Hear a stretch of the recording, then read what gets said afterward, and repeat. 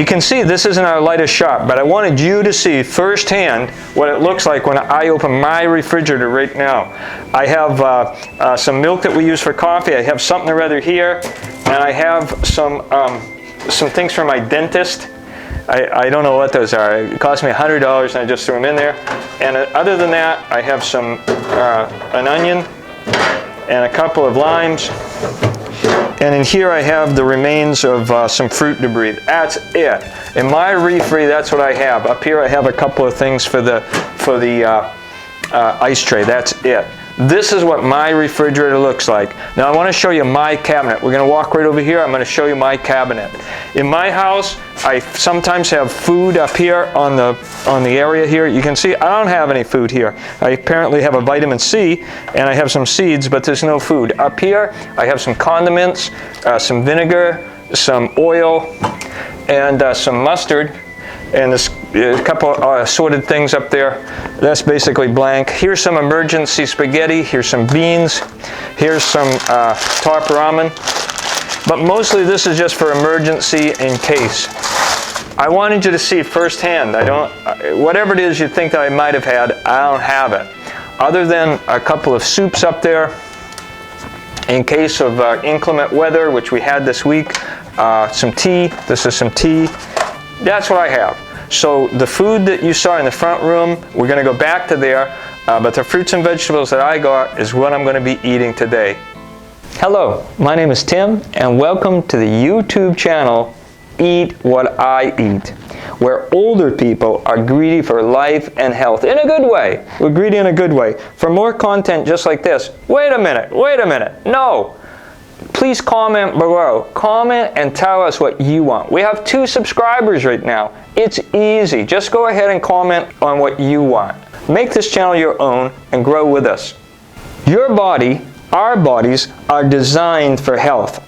The raw material has to be provided for that health. The raw material has to be replenished, whether it's vitamins, minerals, and everything else.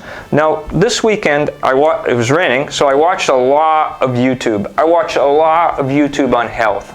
And I found this handsome guy with guns this big, with just huge arms.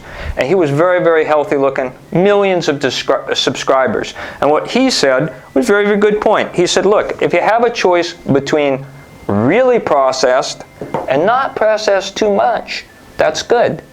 But what he didn't bring himself around to, when you're 60 like me, you need to have no processed, and that's what we talk about on this channel. No processed, which includes cooking. Cooking means processed. Unless you can go to the gym every day and you're 25, probably you can benefit by going to more non-processed food.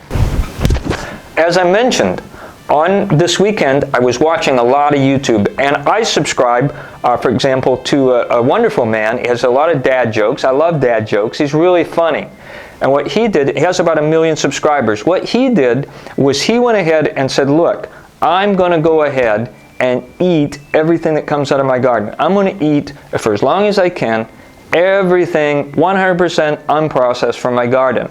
Now, he's in a family of 4. His 2 children, on the first day, they said, Dad, we're not doing this. The wife lasted for about 2 weeks, and he lasted 3 weeks. And what he found out is that without dairy and without sugar, that's what he said, without dairy and without his sugars, principally in his coffee, he was not able to go. Okay, now what's different? What can we learn from that? What's different about what we're trying to do? We're at 85%. Yeah, we're all the way unprocessed, except for one thing. Within that 15%, we have mustard. Within that 15%, we have honey. And you know what? We don't have any limits. We just go as much as we want. His children could not go to 100% of unprocessed, uncooked, even on the first day. These are both tangerines, but this one is a little bit different. It has a little bit different taste, and it's a crown. And I found it a little sweeter, so I put them both in. Now I want to ask you, who is more greedy of life? Who is more greedy of life? Who wants more life? There's the gym guy, 25 years old, and he's talking about, hey, I'm going to make a little better choice. there was the other guy who tried to eat everything from his garden all at once. I'd submit to you that I'm the most greedy guy that you know, because at 60 some odd years old, you fight for every bit of life that you can. You fight for everything. And that's why on the Eat What I Eat channel, I mean, are we too aggressive? I don't know. But I'm going to eat this stuff because it gives me health in a way that nothing else can. Now let's review just 2 rules. Remember, 2 rules. The first one, and possibly the most important, it's the most important depending on what day you catch me. The first rule, 85% of your diet has to be unprocessed. Unprocessed includes uncooked. It doesn't mean you can't have a steak, doesn't mean you can't have Doritos, doesn't mean you can't have anything else that you possibly want in that 15%. But 85% is going to be just like God made it to go into your diet. What's the other rule? Remember, the other rule is pretty important. Here's a big shout out to Cheryl. Cheryl showed how important this was. 1/2 hour before you get your meal ready, you want to go ahead and stop drinking anything. During the time when you're eating, focus on eating. Don't be like the guy that has to do everything at once. Focus on eating, and then give your body 30 minutes after you eat to process that food so it can pack your body in with minerals, with vitamins, everything else that you need for health.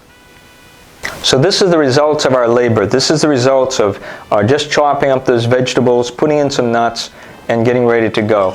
Now I'm going to add mustard, vinegar, and probably the most expensive thing that I buy is the olive oil. I get this olive oil for about $5 a jar, and I'm just going to add that. Now one thing that lets my taste buds know that I take a lemon, about 1/2 lemon, I put one of these things, and I crush that in there. I want that lemon oil in there.